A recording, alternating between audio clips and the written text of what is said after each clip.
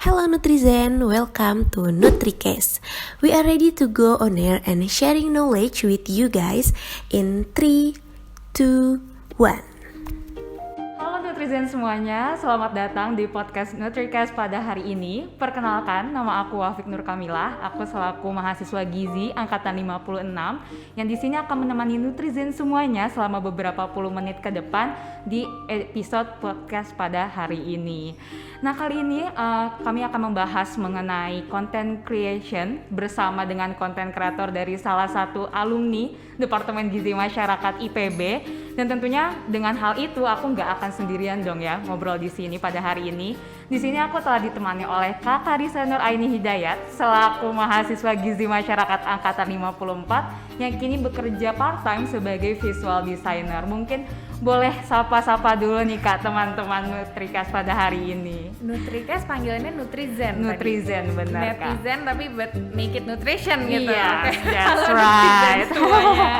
Kenalin aku Karisa, it's an honor, makasih ya udah diundang ke sini. Hari ini kita bakal ngobrol-ngobrol santai ya.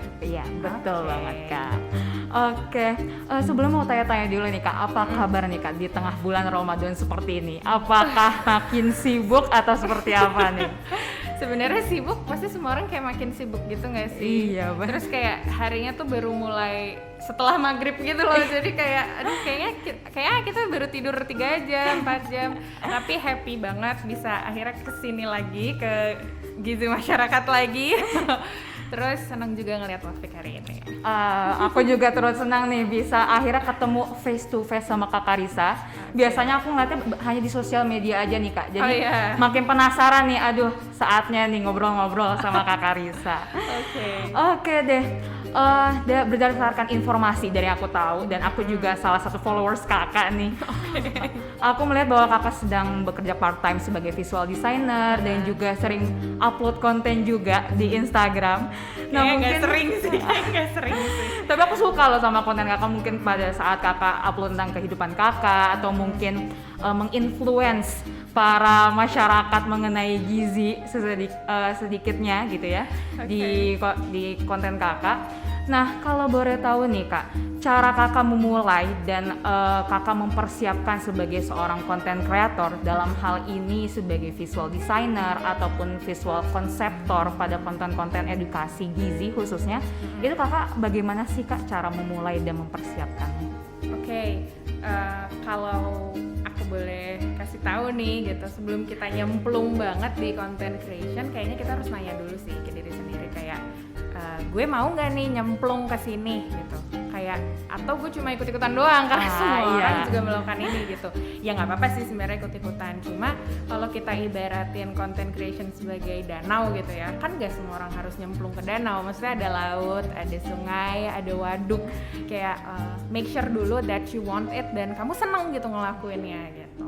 Terus next sih sebenarnya yang dilakukan itu pastikan bahwa kita sedang belajar dan akan selalu belajar, karena maksudnya kita harus accountable, kita harus bisa dipercaya gitu sama orang yang dengerin kita, sama Nutrizen gitu misalkan.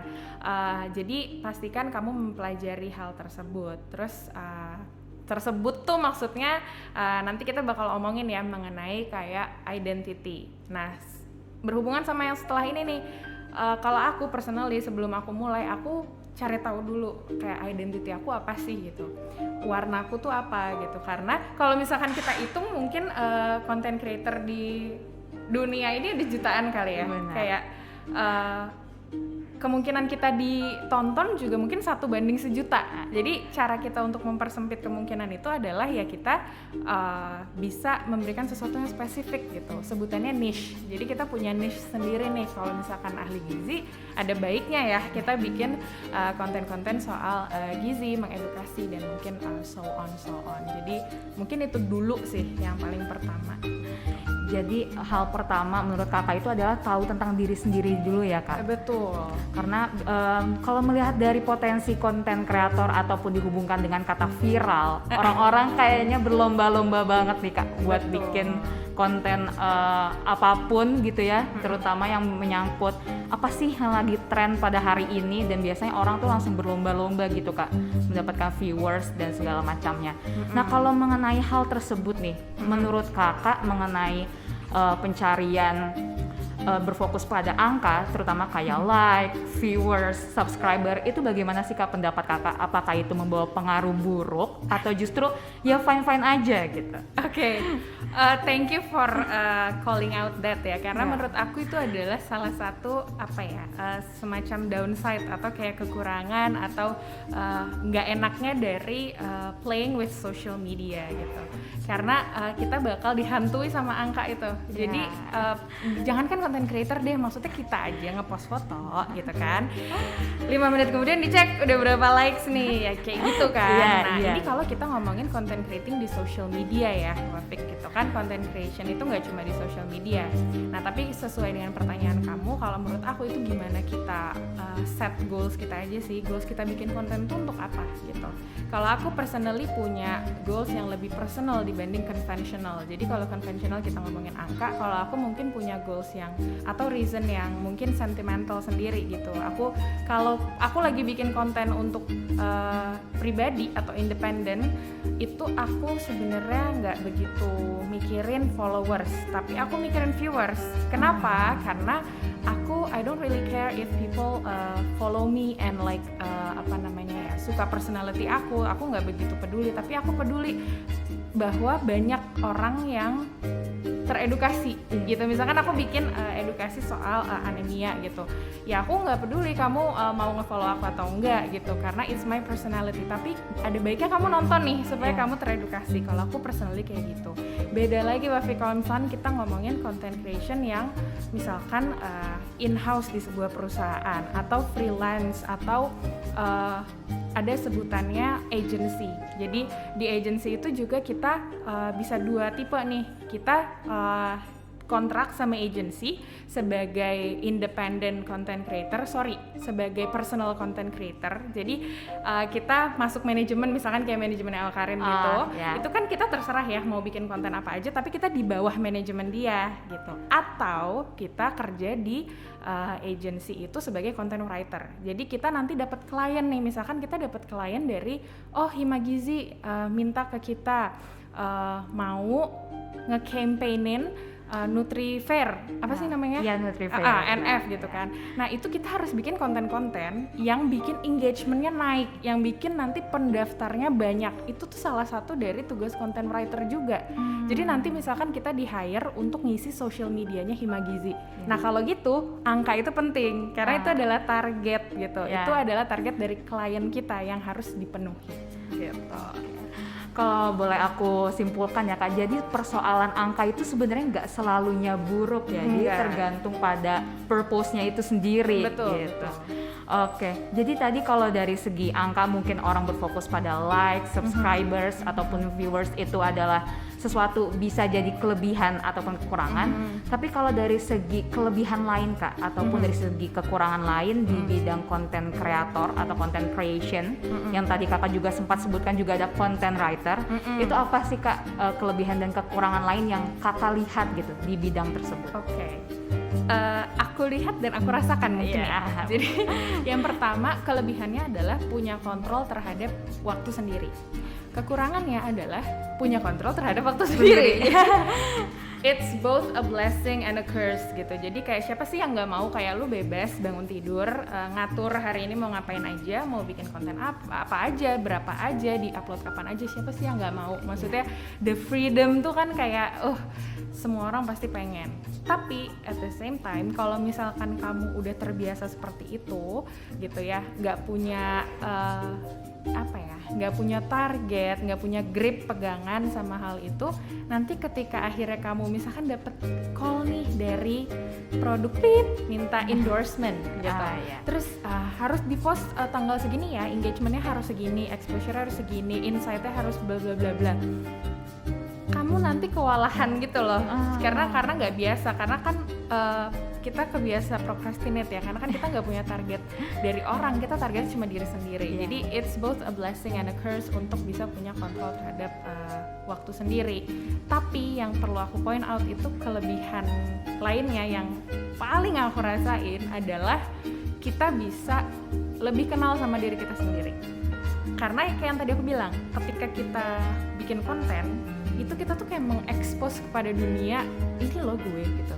Ini loh cara ngomong gue. Kalau misalkan kamu bikin konten ngomong, ini loh cara berpakaian gue. Kalau misalkan kamu bikin konten tentang fashion atau apa, dan dari cara edit atau apa, itu kan pasti kita ngelihat ya orangnya seperti apa. Dan kita sebagai content creator juga membahasakan diri kita lewat konten. Dan gak gampang loh untuk mengenalin diri sendiri. Ada beberapa teman kita sendiri kan yang butuh waktu lama, sampai sekarang mungkin masih figure out siapa sih aku gitu. Tapi kalau content creator kebanyakan mereka udah tahu gitu. Karena kalau misalkan kamu lihat di setiap konten pasti ada satu poin yang oh ini sama gitu. Oh ini aku ngelihat Wafi kontennya kayak gini. Oh aku ngelihat Karissa kontennya kayak gini. Itu kelebihan yang sangat aku rasakan sih. Oke. Kalau boleh aku simpulkan, jadi bergantung banget pada diri sendiri ya Kak, mengenai kelebihan dan kekurangannya. Betul. Iya, contohnya seperti tadi, gak mudah ternyata ya memperkenalkan diri sendiri dan menunjukkan kepada orang banyak ciri khas kita tuh sebagai content creator tuh apa sih gitu. Dan itu justru yang menjadi poin tersendiri ya buat orang-orang melihat, oh ternyata konten Kak Karissa seperti ini nih gitu, yang menjadi pembeda dengan konten kreator lainnya mungkin ya Kak. Even untuk orang biasa aja sih, jadi kayak maksudnya kalau kita bukan content creator emang gampang ngenalin diri sendiri? Enggak. Kayak kadang maksudnya namanya juga anak labil ya, kita masih growing gitu, kita masih nggak tahu identitas kita siapa. Tapi kalau misalkan kita mau content creating gitu, kita bikin konten, itu kita secara nggak langsung maksa diri kita gitu untuk figure out gue tuh siapa, gue sukanya apa, gue suka ngomongin apa gitu. Jadi sebenarnya ada satu sisi hal lain yang nggak orang tahu gitu ya secara halayak, bahwasanya sebenarnya dari segi angka, viral ataupun keterkenalan orang-orang, itu sebenarnya dunia konten seperti ini juga ada sisi beratnya gitu. Karena pekerjaan apa ya sekiranya yang nggak ada lebih kurang ataupun pro consnya itu kan pasti ada ya Kak di setiap pekerjaan. Oke. Nah dengan segala kelebihan dan kekurangannya itu, mungkin boleh di-share nih Kak bersama Nutrizen yang sedang menonton kita pada hari ini. Mengapa Kakak memilih bidang ini sebagai pekerjaan Kakak setidaknya untuk saat ini? Tidak dipilih secara sengaja, namun secara kebetulan sebenarnya semua dimulai dari tugas kuliah sebenarnya. Terima kasih ya Gizi Masyarakat sudah mengencourage aku. Jadi mungkin teman-teman sampai sekarang masih ngerasain kalau bikin tugas mata kuliah harus ngedukasi, harus ngapain, bikinnya apa? Poster, leaflet, pamflet, kayak wah bosan banget gitu kan. Sampai akhirnya suatu saat itu aku mulai dari ya kayaknya tugas KKN aku sih. Jadi waktu itu memang kita harus mengedukasi masyarakat ya di area kita, bekerja sama dengan puskesmas. Ya semua orang bikin leaflet gitu kan. Lalu aku pikir, wah ini nggak bisa nih kayak gini, leaflet tuh bisa dibuang, bisa rusak, nggak tahu juga diterimanya seberapa banyak. Sampai akhirnya aku memutuskan untuk ya udah deh, aku kerjasama sama teman aku yang graphic designer, aku bikin video yang secara visual menarik dan secara audio aku buat lagu. Jadi jadi edukasi tentang anemia pada ibu hamil itu aku buat lagu. Supaya lagunya juga nggak susah, lagunya juga cuma paling 1,5 menit. Isinya tuh yang ngasih tahu bahwa ibu hamil itu harus harus aware bahwa dia punya resiko anemia, dia harus datang ke puskesmas, harus minum tablet tambah darah. Nah itu sebenarnya awalnya. Tapi looking back, dulu aku waktu kecil emang banci tampil ya, Nutrizen, kayak aku gitu. Tapi kemudian waktu SMA tuh kayak virus-virus introvert sudah mulai menjangkit. Wah aku udah nggak suka tuh ngomong di depan. Itu mulai waktu SMA. Termasuk pas kuliah, aku sebenarnya nggak pendiam, cuma aku ngomong kalau dibutuhkan aja. Jadi intinya aku lebih banyak denger lah. Nah, tapi kan semakin kita belajar, makin banyak informasi yang kita dengar, terutama ketika kita sudah belajar gizi ya, makin banyak nggak sih misinformasi atau aduh ini sesat ya, mohon maaf ini sesat banget gitu kayak, jadi sesat banget kontennya gitu yang dibuat, sampai akhirnya ya gemes sendiri kayak kenapa sih gue nggak yang ya udah bikin juga untuk publik. Kalau tadi kan spesifik untuk puskesmas yang aku kerja sama, terus atau mungkin ada rumah sakit yang aku kerja sama, tapi ya udahlah aku bikin ke publik juga daripada orang-orang pada tersesat. Jadi sebenarnya awalnya kayak gitu tuh, gitu. Ketidaksengajaan ya Kak awalannya. Jadi bermula dari KKN terus melihat potensi kayaknya harus lebih menarik deh gitu ya dari segi medianya, dan akhirnya Kakak melanjutkan tuh dari awalan KKN tersebut. Nah, kalau tadi itu suatu hal yang disebutkan sebagai ide yang kayaknya nggak semua orang punya, dan inisiatifnya juga aku yakin sangat besar untuk membuat hal tersebut. Apalagi tadi Kakak juga menambahkan kalau dari segi lagu itu buat sendiri ya Kak, buat untuk sendiri. Kontennya semua harus buat sendiri. Keren banget sih kalau aku bilang ya. Nah, itu untuk membangkitkan ide-ide, contohnya wah nggak bisa nih kayak gini, atau sampai bisa bikin lagu sendiri, itu gimana Kak bisa awalnya iya ini harus bisa direalisasiin gitu. Nah, itu gimana tuh Kak cara menimbulkan idenya dan juga inisiatifnya? Oke, ada 2 pertanyaan ya, mungkin kayak idenya muncul dari mana dan kayak gimana akhirnya dari ide itu bisa kita jadiin action gitu kali ya. Untuk ide ini klise banget sih, tapi you have to stay on trend. Kayak mau nggak mau, maksudnya semua social media detox and everything yang kita dengar, it's good for your health. Cuma emang kalau misalkan kamu mau jadi content creator, mau nggak mau kamu harus ikutin tren di mana aja loh. Maksudnya aku nggak ngomongin cuma Instagram, TikTok, Twitter aja. Baca jurnal, artikel, publikasi, it's also usaha untuk staying in the trend gitu. Kamu tahu misalkan di gizi ini emang masih zaman gitu ngomongin keto diet.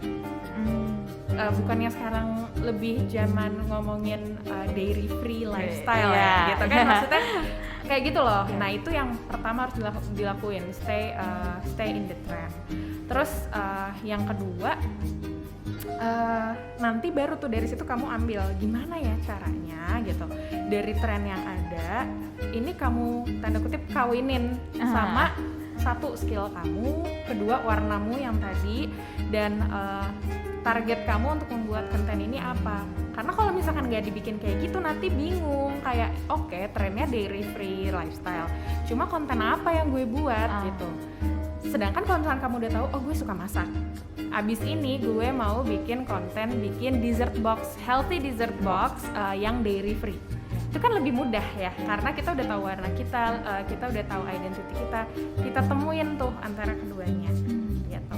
Baru habis itu kamu decide kamu mau mulai dari mana. Karena content creating itu kayak ngegabungin nih, kita kayak masukin di panci ini semuanya, antara copywriting, desain secara keseluruhan ya, nggak cuma visual doang, production, ngeproduksi gitu kan, bikin rekaman atau bikin tulisan gitu, sama media, semuanya tuh harus digabungin. Nah, kamu start dari mana? Terserah kamu lebih suka mana. Kalau aku lebih suka bikin naskahnya dulu, sehingga aku akan fokus sama copywriting dulu gitu. Baru nanti lanjut. Tapi kalau misalkan kamu mau, ya udahlah gue rekam aja dulu bikin dessert boxnya. Nanti kontennya ya gue ramu kemudian hari, itu juga nggak apa-apa banget. Nah, itu akhirnya jadi action gitu. Mungkin yang aku bisa kasih tahu ke teman-teman untuk stay on trend gitu, ada banyak sih tools yang bisa dipakai di internet gitu ya. Yang gampang-gampang itu sebenarnya kamu buka Twitter aja, nggak harus ikut main, lihat aja trending topiknya apa sekarang. 1, 2, 3 atau ya yang lagi up tuh apa, kayak kemarin kan dietnya Tia Arestia itu kan juga karena Twitter gitu. Jadi ya udah buka Twitter. Terus misalkan yang kedua, kamu juga bisa buka Google Trends. Kan tahu ya, Google kan punya data banyak banget. Jadi kamu ketik aja trends.google.com. Itu kamu bisa legit ketik kayak topik yang kamu mau omongin, dan kamu lihat sebenarnya orang di dunia ini ada berapa banyak sih yang suka statistically gitu. Terus kamu bisa bandingin, kayak misalkan tadi kita ngebandingin keto diet sama dairy free lifestyle. Itu dibandingin nih sama Google, mana yang lebih trending, itu juga bisa. Iya. Jadi sebenarnya untuk ide ini ya Wafik, carilah di tempat-tempat yang biasa dan tidak biasa. Kalau yang biasa itu yang tadi aku bilang, pakai tools di internet atau apa. Di tempat yang tidak biasa itu kayak misalkan aku ke puskesmas sekitar, ke daerah, aku terinspirasi gitu. Jadi ada so many ways untuk bisa dapat ide. Oke, jadi kalau boleh aku simpulkan ya Kak, ide itu sebenarnya ada di mana aja, Mana-mana. tapi harus kita mau cari juga, nggak cuma nunggu diem aja. Dan bahkan tadi Kakak juga ngasih sedikit tips nih kepada Nutrizen semuanya, bisa dengan cara biasa menggunakan tools yang ada di tengah era modern seperti sekarang ini, ataupun dengan tidak biasa. Contohnya tadi Kakak juga mulai dari KKN ya, ngelihat dari puskesmas butuhnya apa, jadilah meneruskan ide dari situ. Aku jalan di mall gitu, ngelihat kayak orang lagi makan apa, maksudnya orang nih nenteng apa sih, nenteng apa yang maksudnya apakah mereka masih minum boba gitu, Iya. atau sekarang udah ganti ke ice cream boba. Nah terus kan Iya, kayak udah banyak. gue hitung kali ya kalorinya berapa, terus gue jadiin konten kali itu juga bisa banget gitu.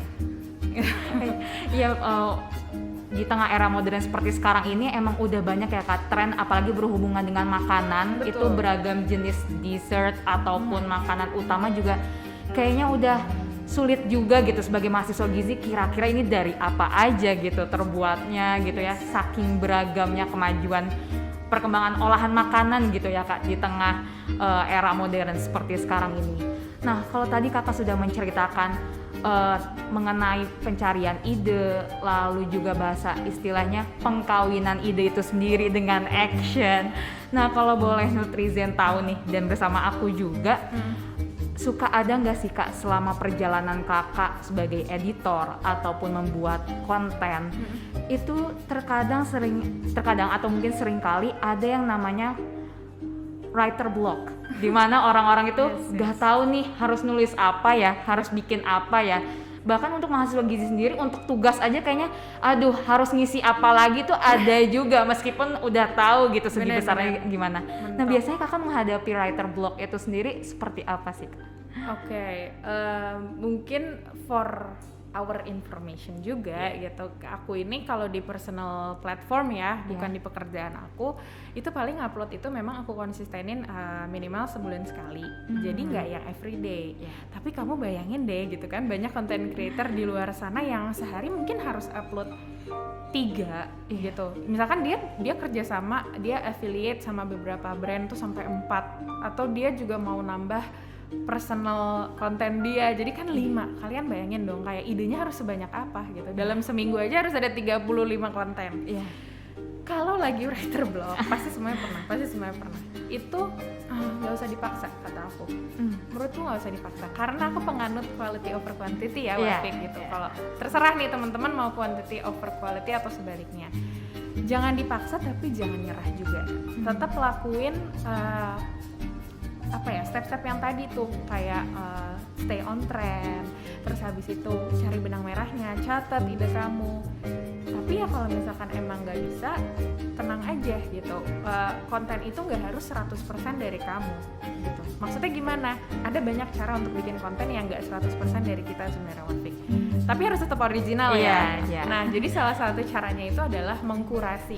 Jadi mengkurasi itu memilah lalu mengolah kembali konten dari misalkan orang lain, gitu. Jadi aku personally pernah buat konten dari TikToker. Jadi she survived COVID gitu ya. Terus dia ngasih tahu bahwa nggak enak banget loh COVID tuh, gitu. Aku nggak pernah kepikiran bikin konten tentang COVID, tapi akhirnya aku stitch TikTok dia untuk ngasih awareness terhadap pentingnya makan buah dan sayur untuk menjaga imunitas di masa seperti sekarang. Itu aku nggak pernah kepikiran sebelumnya, dan aku baru kepikiran setelah ngelihat kontennya dia. Kayak aku mikir nih sebagai ahli gizi ya, coba aja dia makan lebih banyak buah, pasti dampaknya nggak seperti ini, nggak separah ini gitu. Akhirnya itu inspired dari situ gitu. Itu dalam kondisi kosong kepala aku. Jangan lupa minta izin juga sama yang punya konten. Jadi waktu itu aku juga DM-an sama yang punya kontennya. Itu yang pertama. Terus kalau yang kedua, ketika kamu tadi scrolling TikTok misalkan, scrolling Instagram untuk stay on trend, harus penasaran juga and question everything. Maksudnya nggak cuma dilihat doang tuh, tapi kayak dicari juga gitu, dicari juga mengenai konten tersebut. Misalkan kamu ngelihat konten dokter mengenai makan sayur tadi ya gitu, kamu nanya tapi sebenarnya sayur apa sih yang paling banyak vitaminnya, itu kan bisa jadi ide konten juga. Nah sama ini sebenarnya yang berhubungan sama saran aku kalau lagi writer block, bisa lakukan ATM atau ATM, amati, tiru, modifikasi. Itu tadi yang aku bilang, misalkan kamu mengamati konten itu, kamu tiru tapi kamu modify sesuai dengan bidang kamu, kesukaan kamu dan lain-lain. Itu sih mungkin bisa kasih tahu. Jadi kalau boleh aku simpulkan ya Kak, yang pertama itu jangan terlalu dipaksa, tapi jangan juga nyerah gitu ya. Karena nanti kontennya jadi kayak emeh gitu kalau dipaksain. Karena seperti konten tanpa ada jiwanya gitu ya Kak mungkin. Jadi cuman suara, cuman visual aja tapi nggak ada pesan atau feel yang tersampaikan gitu ya Kak. Karena seringkali kayaknya orang juga suka lupa gitu bahwasanya dari apa yang kita tonton, dari apa yang kita konsumsi baik dari artikel ataupun media lain, sebenarnya ada energi yang dikasih ya Kak. Bener, dari media itu. Kalau berhasil ngasih energi itu. Kadang ada yang content creator cuma misal duduk doang, ngasih tahu doang, maksudnya ngomong doang gitu loh, tapi nggak ngasih value, added value-nya gitu loh. Nah ketika writer block tuh susah banget nyari added value gitu loh. Itu sih tantangannya. Oh satu lagi guys, kalau bingung ya tanya saja audiensnya mau apa gitu loh. Jadi kayak bikin polling aja atau question aja gitu. Ya makanya banyak ya konten kreator itu yang kadang-kadang buka open question di Instastory gitu ya. Itu adalah cara mereka mencontek dan nge-cheat guys. Jadi dapat satu tips ya guys, kalau misalkan mau terjun di bidang konten ini sebenarnya bisa kok gitu, tanya langsung ke audiensnya kira-kira mereka tertariknya sama konten apa sih gitu. Ternyata bisa ya Kak dimulai dari situ juga. Oke. Nah, kalau tadi sempat di awal juga disebutkan bahwa Kakak sekarang sedang bekerja sebagai visual editor. Nah, kalau kita sendiri atau mungkin personally dari aku, itu kalau dengar kata content creator, pasti yang tertanam dalam pikiran itu seperti orang-orang yang tampil di TikTok gitu ya, dan purpose-nya itu untuk diri sendiri, audiens diri sendiri. Nah, kalau dari Kakak sendiri sebagai visual editor di suatu instansi gitu, apa kesulitan khususnya Kak bekerja di bawah instansi seperti yang sedang Kakak lakukan sekarang? Kesulitan paling utamanya adalah ini sebenarnya agak melenceng ya dari gelar saya begitu, tapi nggak apa-apa karena emang konten-konten yang aku buat pun masih berkaitan dengan gizi gitu. Jadi ini pentingnya teman-teman untuk bisa lebih fleksibel ya gitu, karena nanti ketika lulus masuk ke dunia kerja nggak semuanya bisa jadi ahli gizi, nggak semuanya bisa masuk rumah sakit, nggak, wah itu cerita lain ya kalau misalnya kita ceritain. Tapi kalau misalkan kesulitan utama aku adalah belajar sebenarnya. Jadi aku tadi seperti yang kamu bilang, aku bikin konten personally aku bikin. Cuma aku nggak cuma personal doang gitu. Ada beberapa hal yang perlu aku pertimbangkan. Contohnya adalah content creating untuk penjualan. Jadi maksudnya aku nggak cuma educate people doang seperti konten personal aku juga perlu menjual sesuatu nih lewat content writing aku atau lewat konten yang aku buat. Nah untuk itu aku harus belajar lagi Wafik, aku harus belajar digital marketing, aku harus belajar ada namanya SEO atau search engine optimization. Jadi ketika kita ngomong, kita bikin konten, kata kunci apa yang harus keluar dari kita atau kata kunci apa yang harus ditulis di konten itu supaya nanti konten ini lebih sering muncul di orang-orang. Jadi kayak nge-cheat internet juga sebenarnya gitu. Nah itu aku harus belajar karena beda ceritanya kalau misalkan aku cuma bikin personal content yang aku bisa aja joget sambil ngasih misalkan fakta-fakta gizi selesai. Tapi aku punya target yang harus dikejar. Sama halnya seperti itu kan aku ngomongin di pekerjaan ya. Sama sih pekerjaan juga, aku tuh kesulitan tentang waktu gitu. Jadi karena aku kerjanya part time, terus personal content creating juga dijadikan sampingan aja, itu tuh jadi kayak kebagi-bagi aja gitu loh. Beda sama orang yang mungkin ya full untuk content creating personal atau full untuk content creating institusi atau kantor, mereka bisa fokus aja. Sedangkan I'm still balancing things out antara keduanya. Gitu sih. Sama ya satu lagi sepertinya banyak juga yang sama sepertiku adalah melawan perfeksionis dan idealis ya. Itu susah banget sih, terutama ketika kita bekerja untuk sebuah proyek. Itu kan harus ada banyak value atau banyak hal yang perlu dikompromiin. Kita mau naruh sebanyak apa diri kita, mau naruh sebanyak apa perusahaan itu di dalam konten itu tuh harus balance juga gitu. Kadang aku saking bingungnya juggling antara content creating personal sama klien gitu ya. Ya jadi ketuker-tuker aja identitinya gitu loh. Terlalu banyak ngasih identity aku di institution itu atau ke klien itu, dan sebaliknya ketika bikin personal kurang identity aku kurang gitu. Itu sih kayak yang aku rasain aja gitu. Jadi untuk kesulitannya tersendiri mungkin ada nilai lain ya Kak, selain dengan interestnya orang-orang, tapi juga harus ada nilai penjualan yang tercapai. Betul. Kalau memang itu goalsnya. Iya. Jadi masing-masing orang terhadap konten itu sendiri punya purpose-nya masing-masing ya Kak. Betul. Apalagi kalau di bawah agensi, di bawah instansi, itu pasti ada value lain yang harus tercapai. Baik Kak, tadi Kakak juga mention nih bahwa salah satu kesulitan dalam hal pekerjaan yang sedang Kakak geluti itu adalah perfeksionis dan idealisme. Atau mungkin Kakak juga tadi menyebutkan satu kata, yaitu procrastinate. Nah, cara Kakak menghadapi ketiga hal itu biasanya nih Kak, bagaimana cara jitunya gitu, versi Kakak Risa tersendiri itu untuk mengatasi tiga hal tersebut gimana Kak? Oke. Kalau di gizi nih ya, mungkin kan ini Nutrizen ya, yang kita kan pasti sering banget denger GMP, GLP, Good Manufacturing Process, Good Laboratory Practice gitu. Sorry kok practice ya. Kayaknya di content creating bagi aku juga ada. Jadi Good Content Creating Practices gitu. Nah, ini yang bisa diterapkan untuk tadi menghindari hal-hal tersebut, menghindari misalkan writer's block, procrastinate atau males atau ya basically everything yang bisa blocking your way. Apa aja? Yang pertama, balik lagi tentuin goalsnya untuk apa. Kalau emang kamu adalah personal content creator, pasti yang mau kamu track adalah insight kamu, followers nambah apa enggak, viewersnya gimana, terus abis itu accounts yang di reach berapa banyak. Nah itu perlu, kenapa? Supaya supaya kita punya target, punya kayak gue harus mencapai ini gitu, dan bisa termotivasi gitu, karena gue kan pernah ngeset goal ini ya, masa belum tercapai juga.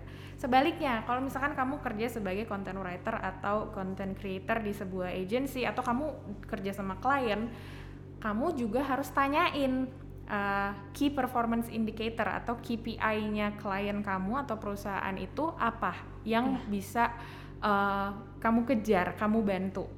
Kalau misalkan udah kayak gitu, apalagi kalau dibayar ya, pasti nggak akan nunda-nunda sih menurut aku. Tapi balik lagi, yang general gitu, kamu harus tulis semua ide sih. Menurut aku sebagai orang yang kapok gitu ya, hanya memikirkan ide saat mandi. Gitu. Aku sangat menyarankan kamu untuk tulis semua ide sekecil apapun. Cuma kayak ya udah tadi yang aku bilang, kita lagi lewat terus orang ternyata sekarang udah nggak minum boba doang, sekarang makan es krim plus boba. Tulis aja es krim plus boba, nggak tahu mau diapain, tulis aja dulu gitu. Nah itu pokoknya write everything. Sama yang terakhir, terutama untuk neat freak gitu ya, nggak untuk semua orang sih, tapi sangat disarankan untuk bikin content calendar gitu. Jadi bikinlah kalender konten, kalian mau post itu kapan, deadline ngeditnya kapan, terus habis itu mungkin ada beberapa inspirasi dalam bentuk link yang bisa kamu tulis di situ. Aku biasa pakai Notion atau misalkan kamu bisa pakai Trello gitu. Pakai deh. Mungkin gak semua orang cocok, tapi cobain dulu gitu. Nanti pasti membantu. Oke. Jadi ada beberapa tips lah ya dari kakak, bahwasanya di bidang konten ini pun ataupun khususnya di bawah instansi itu ternyata ada GMP-nya tersendiri. Betul. Sebenarnya ya. GCCP. Content Creating Practices khusus gitu. Content creator ya. Apalagi kalau konteksnya itu dibayar, jadi ada tanggung jawab hal lainnya juga, nggak bisa dipungkiri. Betul. Gitu. Jadi mau nggak mau juga harus all out gitu ya, harus maksimal gitu dalam sama pengerjaannya. kok kalau personal juga ya tadi aku bilang bikin target makanya gitu meskipun lo nggak dibayar, tapi siapa tahu kalau misalkan engagementnya bagus terus lo dipanggil sama brand kan nanti bisa dapat revenue juga gitu. Iya Kak, baik. Nah biasanya sih Kak kalau yang aku lihat di sosial media aku terutamanya kalau aku ngeliat tren-tren kesehatan itu sendiri mungkin didominasinya oleh pekerjaan lain di bidang kesehatan yang lain ahli gizi gitu Kak. Yes. Nah kalau Kakak melihat peluang ahli gizi ataupun mahasiswa gizi untuk masuk ke dalam dunia konten, itu sekiranya bisa nggak sih Kak, berpeluang juga nggak sih Kak kita itu untuk menjadi konten kreator? Bisa banget lagi menurut gue. Dan ini for your information ya teman-teman, kalau ngikutin Twitter terus ngikutin ada nurse perawat namanya Rizal. Iya, aku tahu. Dia baru nge-tweet loh, literally dia baru nge-tweet, tahu nggak kita butuh lebih banyak content creator dari gizi. Dia minta loh, maksudnya dia sebagai content creator yang udah cukup lama ya di Twitter, dia aja minta. Nah dan ini sih sebenarnya kekurangannya Wafik yang selama ini aku lihat, kurang banget memang inisiatif atau kayak dorongan dari kita nih lulusan gizi untuk bisa jadi salah satu ya tanda kutip influencer gitu ya, karena kan ya ngapain kamu belajar pendidikan gizi, konsultasi gizi, ya kan? Kalau tidak diterapkan, dan salah satu menerapkannya itu selain konsultasi langsung ya ini gitu. Dan kan ada banyak ya, kita dari tadi ngomongin ada so many kinds of content creator. Kamu bisa jadi yang kamu mau. Ada 3 pilihan sih sepanjang yang aku tahu. Freelance, ya jadi personal gitu. Terus ada in-house content creator. Kalau in-house content creator tuh kita udah kayak aku gini lah, aku kerja untuk sebuah institusi, jadi exclusively work for them gitu, eksklusif kerja untuk mereka. Atau agency tadi yang aku bilang, di agency ini bisa 2, bisa kita sebagai talent gitu ya, kita sebagai orang yang bikinnya, atau kita sebagai writer nanti untuk klien kita. Banyak banget pilihannya, jadi jangan takut.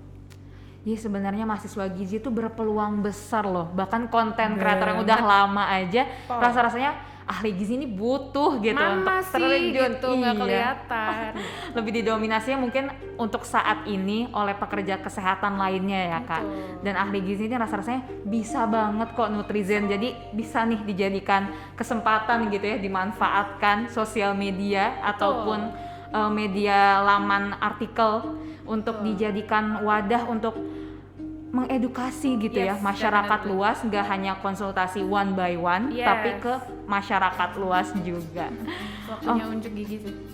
Sudah waktunya unjuk gigi ya Kak, karena terasa kurang ya sepertinya untuk orang yang bekerja di bidang gizi turun langsung mengedukasi dengan cara terkini itu kayaknya masih kurang ya Kak. Biasanya masih dalam bentuk webinar konvensional lah gitu, konvensional, tradisional, same thing. Jadi ayolah kita lebih on track. Nutrizen, ayo semangat habis mendengarkan podcast ini untuk terjun juga di bidang konten ini ya Kak. Nah untuk memulainya nih Kak, memulai untuk terjun ke bidang konten ini, entah di bidang editornya, talentnya, ataupun writernya, itu Kakak bisa memberikan atau mungkin ada tips? Kalau aku bilang trik mungkin bisa juga, tapi mungkin lebih ke saran ya bagi para netizen semua yang ingin memulai. Itu ada nggak Kak? Boleh dong tolong di-spill ke para netizen. Kita ngomongin spesifik anak gizi aja dulu kali ya, dulu nih. Karena memang cenderung sulit ya, karena kita nggak ada nih, kita nggak kayak anak-anak komunikasi atau media yang belajar gitu loh. Jadi mungkin aku kasih cheat-sheetnya juga ya. Jadi aku punya satu kata kunci namanya bisa. BISA. Jadi belajar, identitas, silaturahmi, sama asah. Belajar kita kita banyak ngomong ya bahwa untuk informasinya ini bisa accountable dan dipercaya, tentunya kita harus belajar dulu nih. Sebenarnya supaya kita pede juga sih gitu. Entah untuk ngomong di depan kamera, entah untuk bikin poster, entah untuk bikin apa. Jadi harus belajar dulu. Dan ada beberapa skill set pendukung yang tadi aku sebutin yang bisa kalian pelajarin juga. Kayak contohnya copywriting, digital marketing, atau soft skillnya juga time management, public speaking, itu juga perlu loh didalami. Untuk skill set kayak copywriting, digital marketing, atau social media management udah banyak banget kursus gratis di internet, jadi nggak ada alasan untuk nggak belajar. Jadi yang pertama adalah belajar, yang kedua identitas, nggak usah diomongin lebih lanjut ya kan. Tadi kita udah sering banget ngomong bahwa find your color gitu, temuin warnamu, bring uniqueness di konten kamu. Yang silaturahmi ini rada Ramadan ya konsepnya, tapi ini penting banget sebenarnya, salah satunya untuk case-case kayak writer's block atau apa, karena kita bisa collab nih sama teman-teman. Dan kita juga nggak boleh menutup diri ya terhadap misalkan ada brand-brand yang mau kerja sama kita, as long as sesuai dengan pendirian kita atau identitas kita gitu. Maksudnya nggak dong ahli gizi tiba-tiba di endorse sama rokok kan nggak cocok dong gitu. Jadi jaga silaturahmi seperti itu, dan gak hanya sama klien atau rekan content creator juga, tapi terhadap audiens kita. Dengarkan apa yang mereka mau, lihat kemana arah yang mereka suka gitu. Jadi jaga silaturahmi. Sama yang terakhir itu adalah asah. Jadi asah ini kalau misalkan udah dilakuin, jangan ngerasa puas gitu loh. Jadi kayak gila, followers gue 15.000 gitu kan, viewers gue udah 30.000 gitu. Terus puas aja, oh yaudah lain kali aku bikin kontennya kayak gini terus aja. Jangan kayak gitu, karena ini fast paced banget ya industrinya, jadi kayak berubah-berubah terus nih. Jadi kembangin lagi, asah lagi, baca jurnal-jurnal gizi terbaru. Tadi misalkan, kalori defisit udah nggak zaman, sekarang zamannya misalkan apa tuh, mindful eating.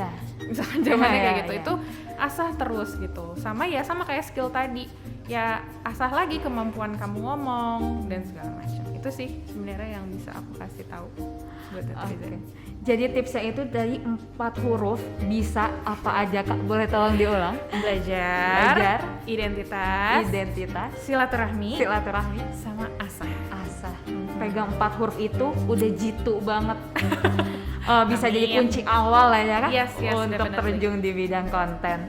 Oke deh Kak, untuk kesimpulan pada hari ini, di penghujung podcast kita nggak terasa udah berpuluh-puluh menit juga nih ternyata ngobrol sama Kak Karissa, banyak banget nih insight baru dan juga tips and trick tuh dari awal sampai akhir sekarang. Semoga.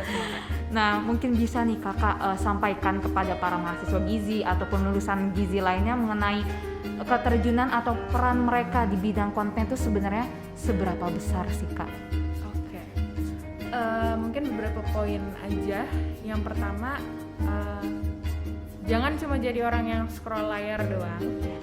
Udah waktunya kamu ada di layar itu. Ya, kalau kita ngomongin content creating yang ada di social media. Dan selain itu, aku pengen nanya aja sih, lebih nanya ke teman-teman sesama lulusan gizi atau mahasiswa gizi, apa nggak gemes ya gitu ya ngelihat mungkin profesi lain mewakili suara kita, oke, nggak apa-apa, tapi kan kita lebih bisa gitu. Kita punya ilmu yang lebih dari teman-teman profesi lain, jadi apa nggak gemes?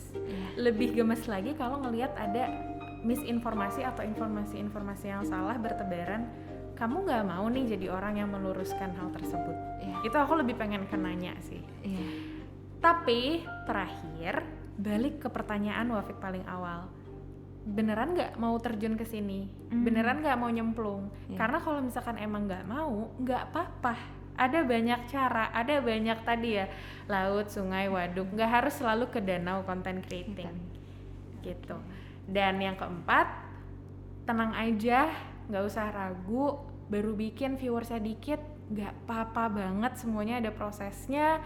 Nggak ada yang kayak bangun candi dalam semalam, nggak ada. Jadi langsung aja, gas aja, karena kamu pasti bisa. Oke.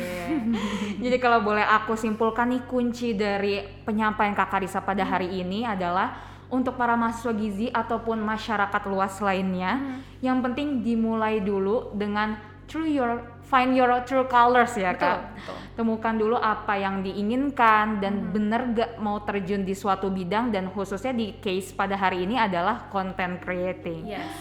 Oke Kak, nggak terasa udah bener-bener di penghujung podcast pada hari ini. Wow. Sebelumnya aku ingin mengucapkan terima kasih banyak kepada Terima Kak Karissa kasih juga. atas ketersediaan waktunya untuk sharing-sharing sama Nutrizen semuanya pada hari ini. Semoga bisa memberikan insight baru karena aku sendiri merasakan sendiri gitu selama ngobrol-ngobrol ini. Ternyata seperti tadi contohnya ada aplikasi yang bisa membantu kita untuk menyusun jadwal seperti Trello, Notion, itu juga seperti tadi Google Trends juga, itu aku rasa kayak oh ternyata bisa loh, karena aku sendiri di beberapa organisasi yang aku sedang jalani itu aku lagi di bagian social media management Kak. Jadi pas dengar tentang hal ini, oh ternyata bisa nih diaplikasiin gitu. Syukurlah. Iya, baik. Terima kasih banyak kepada Nutrizen semuanya yang sudah menyaksikan podcast pada hari ini. Kurang lebihnya mohon maaf, aku Wafik Nur Kamila sebagai mahasiswa Gizi angkat 56 bersama pembicara pada hari ini, Karissa Nuraini. pamit undur diri, sampai jumpa di podcast selanjutnya. Sampai jumpa. Bye-bye.